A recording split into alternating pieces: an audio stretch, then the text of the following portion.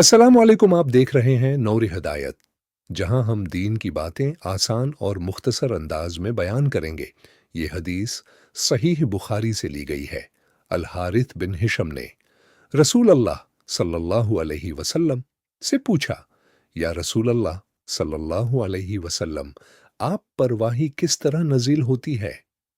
रसूल अल्लाह सल्लल्लाहु अलैहि वसल्लम ने जवाब दिया, कभी कभी वही गंती की आवाज की तरह आती है और यह सबसे ज्यादा सख्त होती है।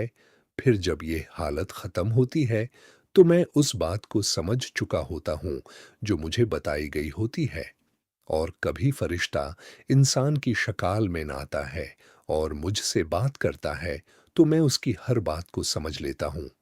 हजरत आयशा रजी अल्लाह अन्हा ने फरमाया, मैंने नबी सल्लल्लाहु अलैहि वसल्लम को सख्त सर्दी के दिन वही उतारते हुए देखा, और जब वही मुकम्मल होती तो उनके माथे से पसीना टपक रहा होता था।